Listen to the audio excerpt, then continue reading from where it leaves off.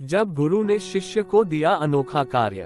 भारत में प्राचीन काल से ही गुरु शिष्य का एक अनोखा संबंध देखने को मिलता चला आ रहा है, जहां बालक अपना घर छोड़कर अपने गुरु संग वन और आश्रम में रहकर शिक्षा ग्रहण करते थे। आज हमारी जब गुरु ने शिष्य को दिया अनोखा कार्य भी कुछ ऐसी ही है।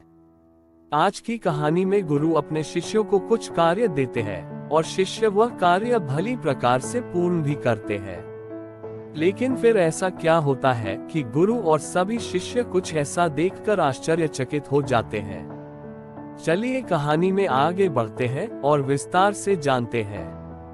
महर्षि कणाद अपने शिष्यों के साथ जंगल में आश्रम बनाकर रहा करते थे।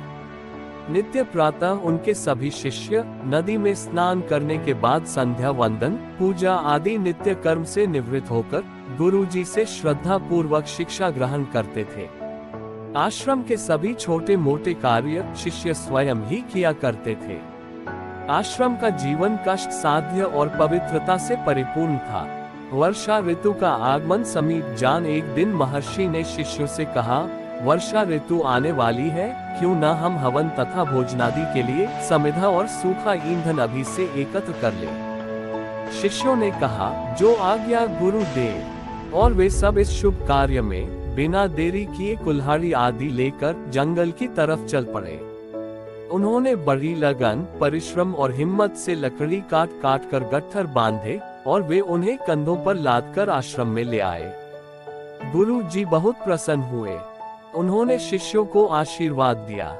कुछ समय बाद सदैव की भांति सभी शिष्य ऋषि कणाद के साथ नदी में स्नान करने गए। रास्ते में उन्हें वही जंगल पड़ा जहां से शिष्यों ने परिश्रम पूर्वक पसीना बहाते हुए सूखी लकड़ियां बटोरकर काट कर इकट्ठा की थीं।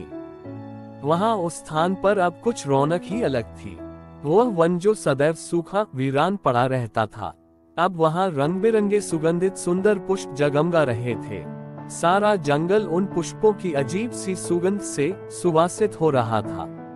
वहां का दृश्य बड़ा मनोरम और आकर्षक था। गुरु जी और शिष्य यह दृश्य देखकर आश्चर्य करने लगे। वे सभी उस जंगल में यह विचित्र परिवर्तन देख अचरज में पड़ गए।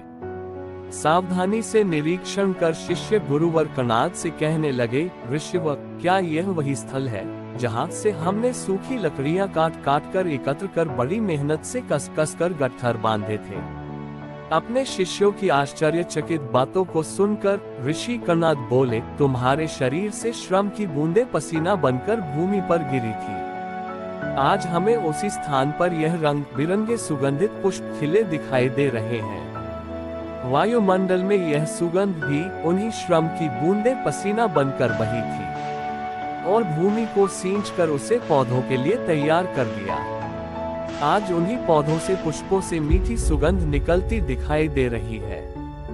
ऋषि कणाद और कहते हैं, बालकों, यह सब तुम्हारे अथक परिश्रम का ही फल है। तुम्हारे शरीर से निकले शुद्ध, सच्चे और पवित्र पसीने की बूंदों के परिणाम से ही यहाँ रंग बिरंगे सुगंधित पुष्प खिले हैं। सच है, परिश्रम से बहे पसीने की सुगंध किसी भी साधारण फूल की सुगंध से कहीं अधिक मीठी और प्यारी होती है।